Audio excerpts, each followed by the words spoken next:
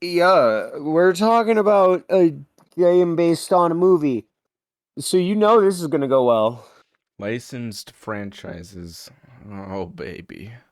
Yee. I Rain of I Fire. Rain of Fire. So we kind of had a brief conversation about Rain of Fire, and we're not both totally in favor. We're not going to go tell anybody to go jump and play this. Um, No, absolutely not. I would say if you're like a PS2 enthusiast, this is a moderate game for it. Like it's not the worst game on the PS2. It's somewhat functional, but it was obviously made by not the greatest team ever. I would beg to disagree and think it's a load of steaming garbage. Like, it is garbage that has been lit on fire, has burned out, and is steaming. Because mechanically it's kind of piss poor. It's really poor. I mean, But my favorite thing I did in the entire game was the day that I test played it just to make sure it was running. And I was doing the tutorial and I was following the car. And for some reason, that first time I ever loaded it up, it bugged out to where the NPC drove into the pond and killed himself. my God. You know, you always know a game is going to be good when it doesn't work during the tutorial. When the tutorial is dumb, what are you learning? You know a game is going to be garbage when you literally have to redo the entire control scheme just for it to be somewhat playable. Yee. That's not good. That's never good. And I am very good at beating bad games. Like I pride myself on that. I mean, I beat Assassin's Creed Bloodlines live in one sitting. Ugh. I don't want to brag, but I have the patience of a stockbroker, okay? Not that this game is good. I couldn't even beat the game. Do you know this story? You mentioned you couldn't. So in Reign of Fire, the final mission for the humans, when the game allows you to then switch to the dragons, even though technically you can switch to the dragons before you get there, but nobody ever talks about that because the game's bad. Yeah. Um, I did not kill one dragon in the previous area, and then I got stuck on a piece of collision, and because I couldn't kill it, I could not kill the final boss. I set the game to 1000 FPS, two times in-game speed, and sat there and unloaded the minigun on it. And you still couldn't do it. And it didn't die because the one enemy was alive. I would have to do the entire mission over. And I already died 10 times up to that point, so I didn't bother. Yeah, no, screw that. That's not, if you can't, the developer oversight is such an important thing, and movie tie-in games never get it right. They're shoveled out the door as fast as they're made. This is a common movie tie-in game issue. Oh yeah. I I I don't hate Rain of Fire for Rain of Fire. I hate Rain of Fire because it wasn't given justice. It's a wonderfully fun concept. This I don't even You I don't, said car combat and dragons, and I thought that sounds super do. it is I need to super get all do. over that. And then I was like, and then I played it, and I was like, no, wait, maybe it's not as do as it sounded. Like, even if it was a terrible experience, I was hoping for a funny terrible where I wasn't fighting with myself to hate it the entire time I played it. But like, in the very short amount of time I played it, the controls gave me more hell than Deadhead Fred. Yeah, learning how to control that vehicle takes a hot minute. It's bad. It takes like four missions. Yeah, it takes like four missions until you're like, oh, okay, I understand how this vehicle works. And then they put you in a different vehicle, and then they put you in a different vehicle. Ah. And then for some reason the tank controls the best, but the Jeep should control the best, but it doesn't. Because what controls like anything at all? It's almost like it almost feels as if the tank controls were put on the Jeep controls are on the tank, and then the APC fire truck is like a sports car. It's very weird. They ripped off the Halo Warthog. They could have had the dignity to rip off its other vehicles as well. Well, I see what you mean, It but is literally the Warthog. It moves in the direction you aim with the same amount of drift. It's a little bit heavier and comes to a sudden stop, doesn't have as good acceleration, but it is effectively the same thing.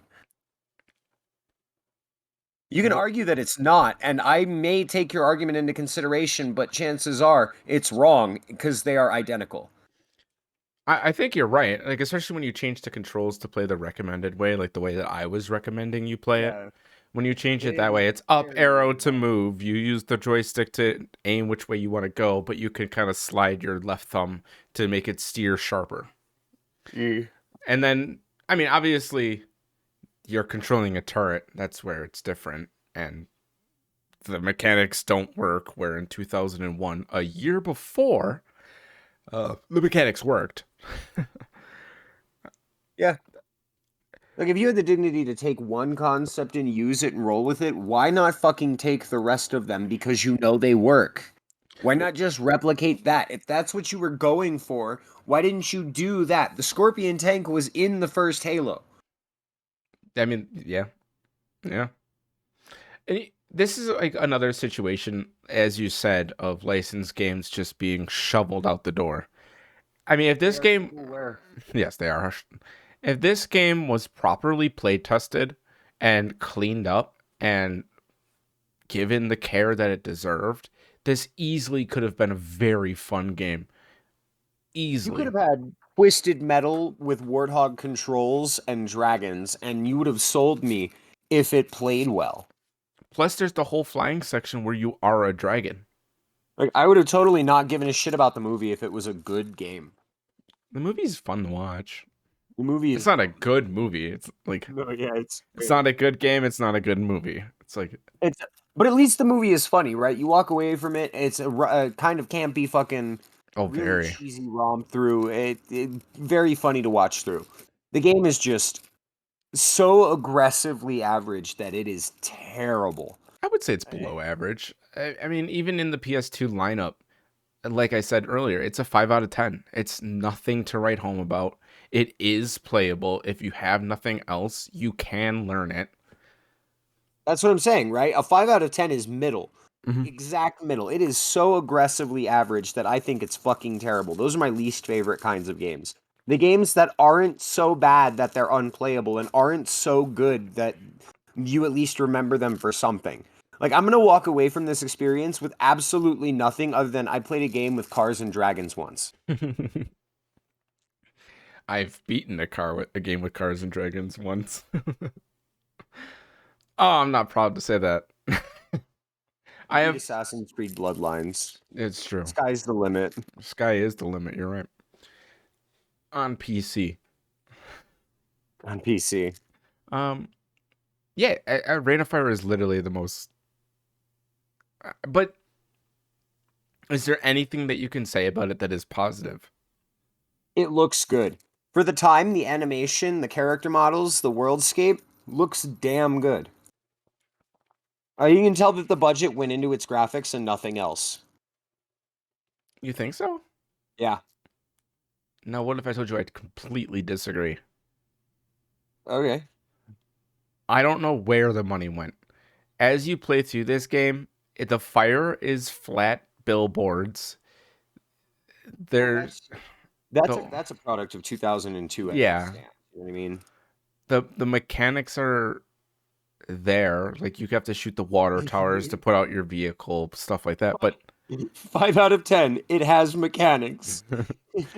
I mean, yeah, it works. Like I never fell through the floor. I never got shot through collision.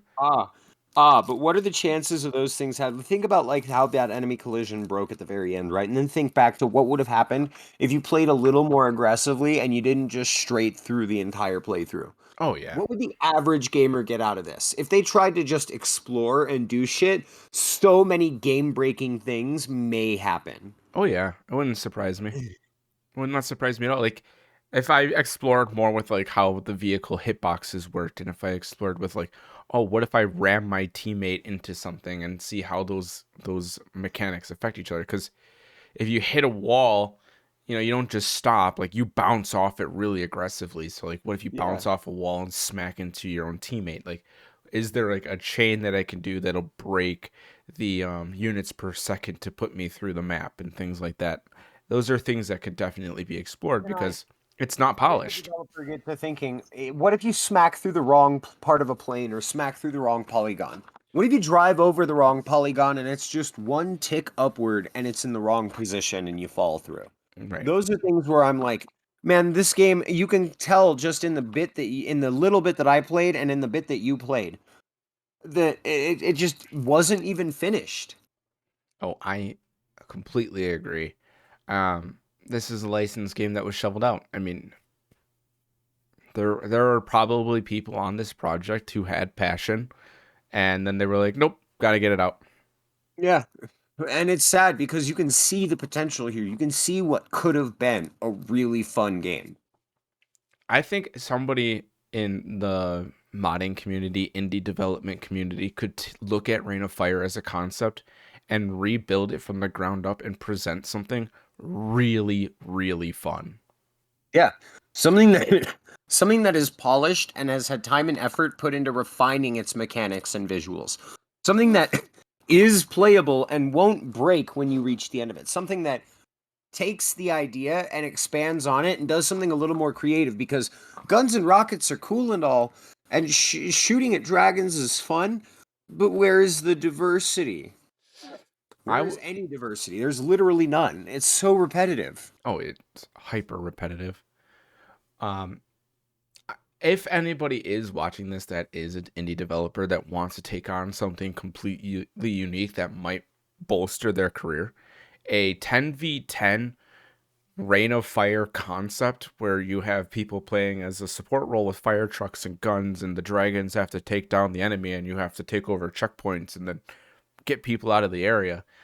It would be really cool. Shooting down other players, controlling the dragons and things like that. Like, in my opinion, and one of the main reasons why I wanted to talk about this game is because I want to show it to other people for influence.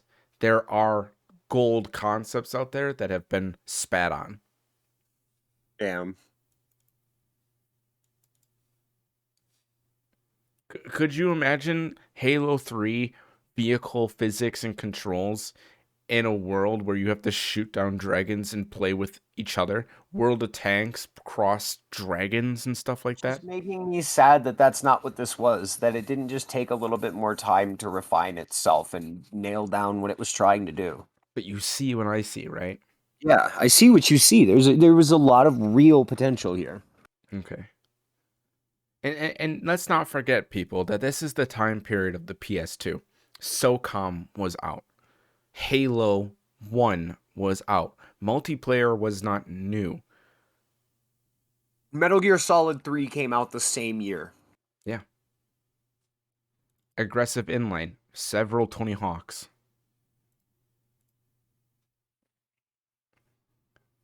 By that point, we just had so many examples of what a polished game looked like that it looked like an unpolished game even for the time. This is a game where the cutting room floor should have pushed back and been like, no, there are some serious ways to make a shitload of money, a franchise even, out of this. We could make this bigger than the movie. Just give us the chance. And they didn't. No, of Yeah. course not. Have you seen the Call of Duty news? Ugh. I don't even want to think about Call of Duty. And I don't want to bring it up any further than that. But at the end of the day, like you had mentioned, you're a game developer. You work on games. You make games in your spare time. Is this something where you can look at it and be like, yeah, this could have been so good? Yeah. And you know what the problem with it is there's so much this could have been so good throughout the game that it brings me back to Downpour. I'm sorry, there I go talking about Silent Hill Yeah, again. it's not even me But anymore. yeah, but I gotta be like, this brings me back to Downpour, where I see a game that has so much potential and so much going for it, and then it just fucking does nothing. It shits on itself and does a good job of being an unfinished mess, Yep. which is so sad because so many talented people clearly put their time and effort into this. And I completely agree. And that's like, if you guys don't know, we have an episode on Downpour as well. It's in the backlog of the podcast. Um, when I played Downpour, as a huge Silent Hill fan, I couldn't see past the fact that this didn't feel like Silent Hill to me. It was a lot of nothing burgers happening. Where Yeah. Silent Hill has this really gradual pacing. You're constantly seeing or doing or interacting or experiencing something. Downpour didn't do that for me, and neither did Rain of Fire. And it could have. That's the thing that stings the most. Is it's not a game where you can tell it just didn't really have anything going for it. It could have been good, and that makes it even worse. There's a reason why Downpour is regarded as the only latest decent Silent Hill game.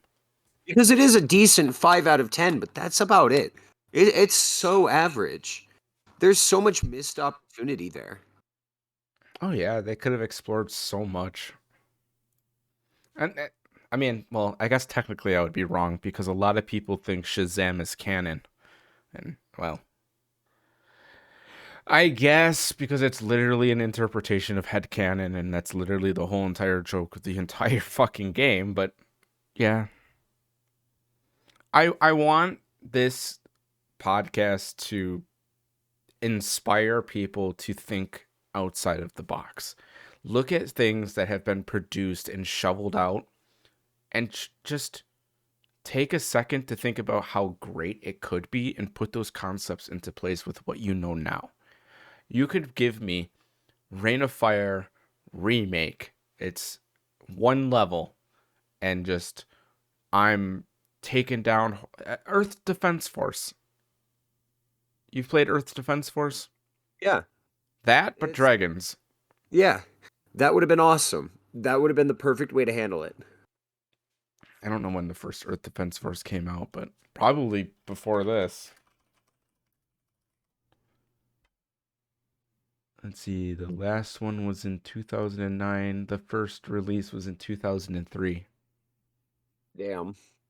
But like, if you don't know what Earth Defense Force, go check out Earth Defense Force. Super interesting, weird concept game that is completely successful. They're on like their sixth game or something. It's fucking insane. Something like that, right? They're on their sixth game now. Yee. They have plans for six. Six, I think, just recently got announced. Anyways, Eh, That's what happens when you care about something. You keep doing it. like, oh, you get a vehicle and you're driving around shooting at these dragons, and then one of their big fireballs comes and it lights your car on fire. Oh no, you're slowly losing health, so you have to get out of the vehicle and go find another vehicle. All the while, you only have your rifle, and there's tons of those little guys, plus those dogs that literally do nothing in the game except for slow you down. And you have to fight those because now they're a threat, and then you have to get back to your base and get in a vehicle. Like, there's a lot of opportunity. There's so much opportunity that the amount of it that was wasted, you could fill an entire book with and title it "What Not to Do When Developing a Video Game." Pretty much. I mean, there's no story. I mean no story. The It's story all, is I pointless. love how they don't even hold back breaking the fourth wall. Everybody talks to you knowing full well this is a video game, and they kind of encourage the thought that that you just don't give a shit about what's happening. You just play it and enjoy it. But that's hard to do when the game doesn't play very well. There's I think two voice actors throughout the entire game. Your truck guy friend in the beginning, and then the dragon. No, the helicopter pilot, Uh, not the dragon. I don't think the dragons talk. They might. I the don't know. dragon play as dogs. So there's three voice actors. It's bad. I mean, how much do you think this cost to shovel out?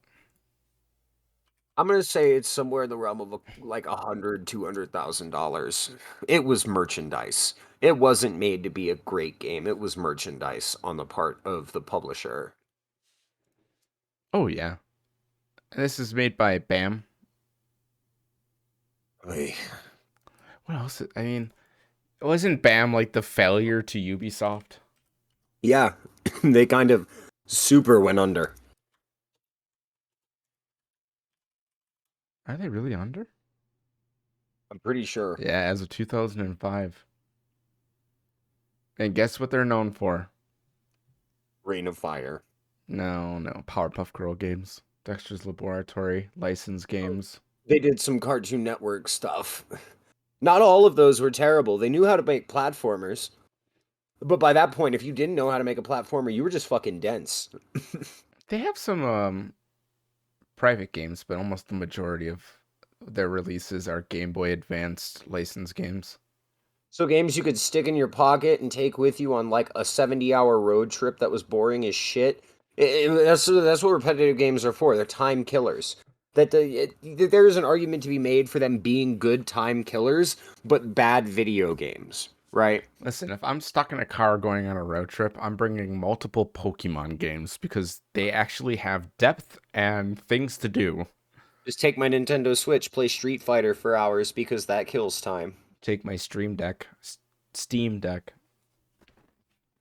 I don't have a Steam Deck yet. I'm getting one. Have you seen the reviews and everything?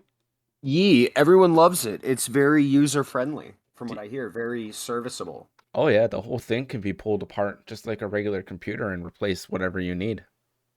See, we need more PCs like that. We need more handheld PCs like that. It's a switch for the modern person, the human being. Like I don't know if you Well, have it's plans just, on I don't saving know for if one. modern is the word. I don't know if modern is the word because there's not, not everybody is a DIY enthusiast, but it is the modern DIY enthusiast pocket PC.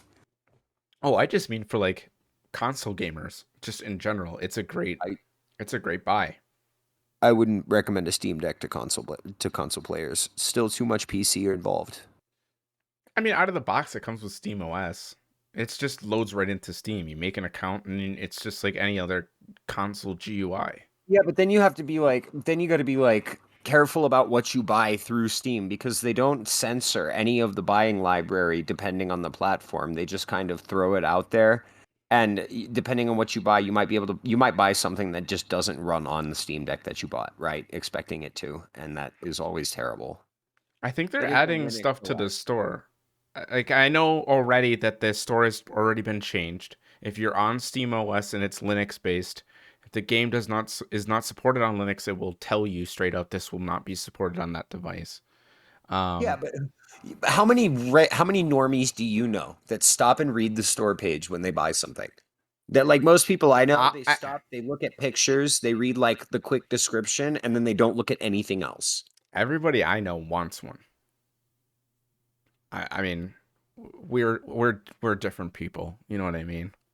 I don't think it's so much. I don't even, I would get one and I would recommend one like to somebody who wants it for specific reasons, but at the same time, I'm not sure. I still am not sure I could recommend it as like a safety to a console gamer, as like a way to break into PC gaming, because it really isn't. If you're No, it's buying a not Steam supposed to Deck, be. you're buying a Steam Deck because you want to play on that, and that is appealing to you. I all I know is from a lot of the views and things like that from people getting one that are console gamers or console channels. They've been really excited about it because you can plug in a controller, you can output it to a monitor, you can put it to a USB dock, you can put it to several monitors, you can do all of these things with it. And yes, you can dock a Switch and you can plug in controllers to your PS4. But I mean, AMD and SteamOS, they're already talking about getting one that works with Windows games, which is creating a shit ton of really cool jobs. It's fully serviceable. They want to release one that has an interchangeable GPU and interchangeable CPU, which I mean, that's going to be pretty expensive in the long run because it's going to be custom die fabrication. So I don't know 100%, but if it's like buy a different board and it just unplugs and plugs in, that's pretty cool. I want to support this project not because it's a console PC, but because it's a movement into open quote unquote source development that I like. Does that make sense? E. I want one not for what it is, 100%. I want one because as somebody who likes to develop around technology like this, I want to show off like here's my Steam Deck dock and it has everything, mouse, controller, keyboard, everything, and it's set up in a living room, and this is what you can do with it. And then I'll move on and I'll make another video where I'm like, here's it running Windows 10 and move over, because I mean it's an AMD CPU if I'm not mistaken. It's a full on PC CPU. Yeah. It's just another Zen CPU. It's effectively console hardware in a handheld, but interchangeable, So maintainable. with that said, I mean it's only going to be a matter of time before people are writing drivers. People are going to be writing ways to play with Windows 10. And $650 ain't that bad.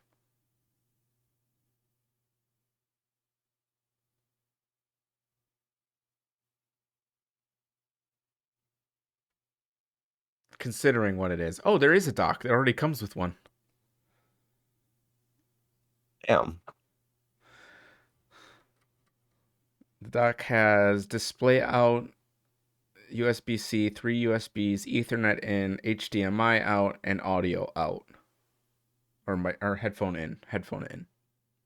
So out of the box, it supports 3 monitor outputs. Damn. That's kind of nuts. Right.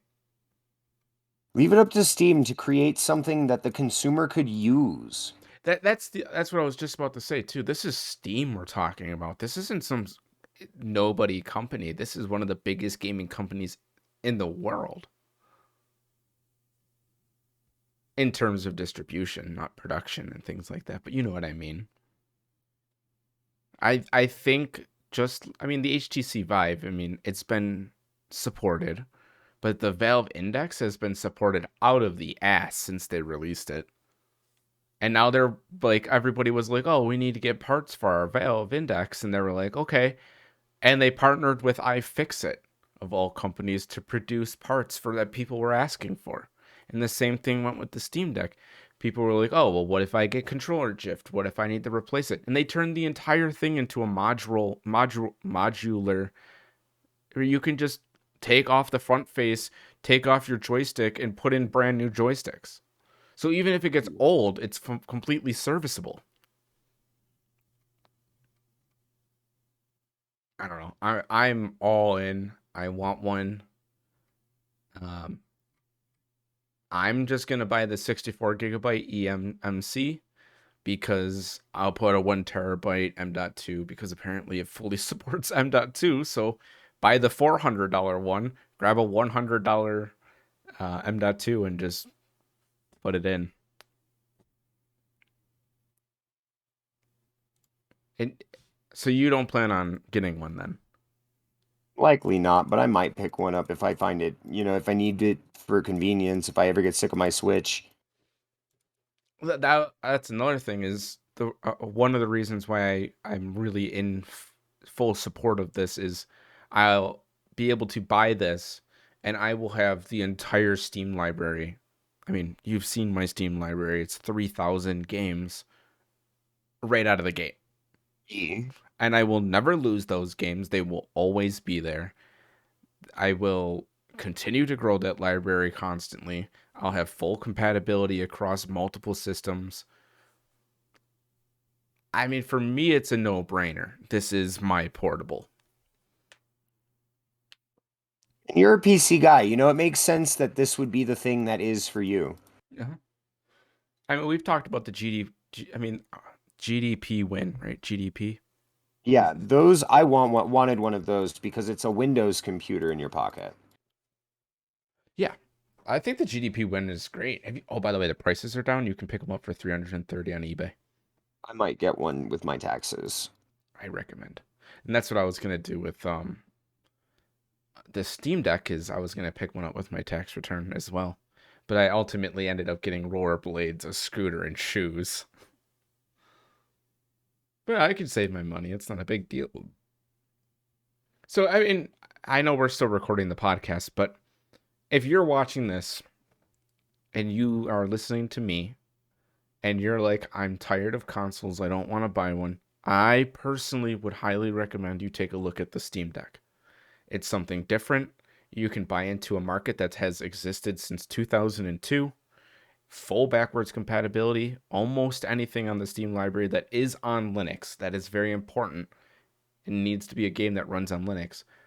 And if you're considering yourself quite savvy, you're buying into probably a pretty decent open source community as well, where you can probably get Windows running it in no time flat. Yeah. There are plenty of communities out there doing really good things. Plus, you're on Steam. The only other option is the GPD Win 3, which is pretty much the same thing, but it comes with Windows installed.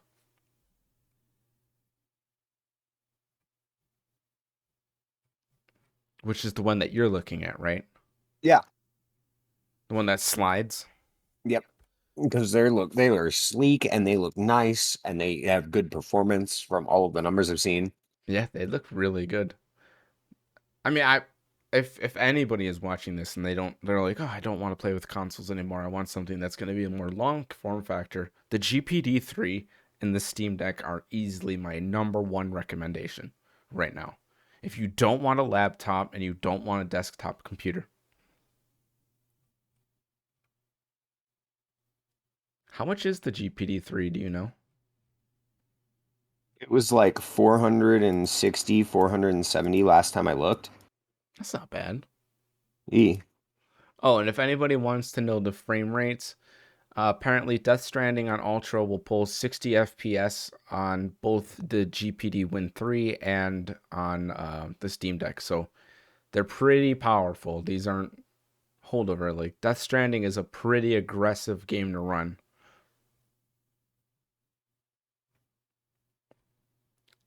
Like it's no joke, you know.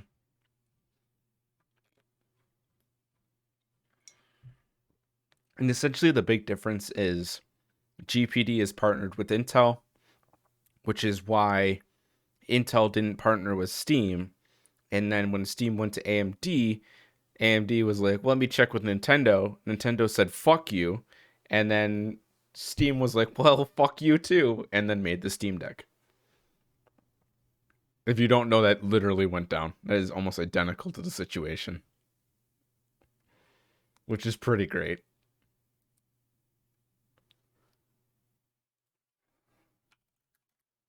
Yeah, that's pretty impressive, you know. We big up Steam with the good marketing and the good hardware to go with Right. it. Like it's one thing to have good marketing. It's another thing to back up your marketing with a hardware that matters. That people are going to remember that is going to make people want to buy the next iteration of your hardware. So I guess right now the GPD Win 3, the biggest problem is it's going for $1,300. And it's only a 720p product. Very unfortunate. Well, that's 720p modern. It's also an i7 1195 G7. It's one of the most powerful CPUs you can buy. And it being stuck at 720p just means it's going to have an even longer life. Yep. Again, I don't believe that lifespan has ever been confirmed for PCs. I've seen the science, but like there is there is data to show that over time silicon itself does degrade under pressure. heat warp. Yeah. Um, Let me give you a little anecdotal evidence to support what he just said. When I was working for Tops Market, I was in charge of the scan clerk desk. And at my scan clerk desk, I was using a 1982 IBM PC that controlled the entire store. It was 2014. It was a 40-plus-year-old tape deck PC still being utilized to this day. Just the other day, I went there. I went to that exact same Tops Market. I drove 55 miles just to go visit a friend, and we went there. I saw my old manager. I asked, oh, did you guys ever update your system? Do you know what she said? Yeah. She said, nope. It is 2022. That store is still running a currently 46-year-old computer.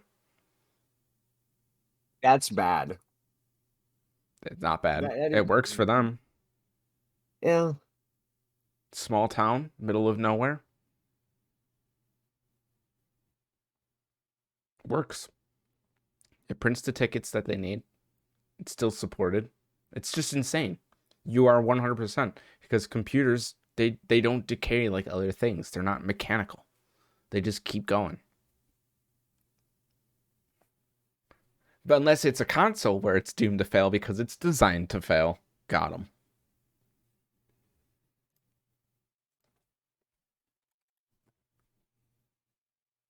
Oh, GPD Win 2 is on sale for 650.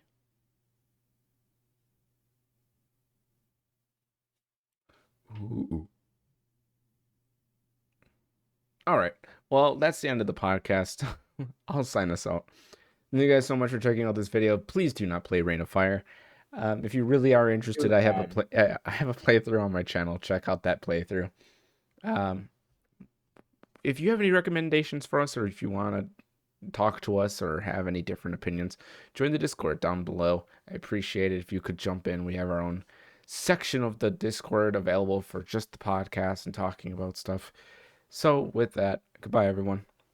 Yeah.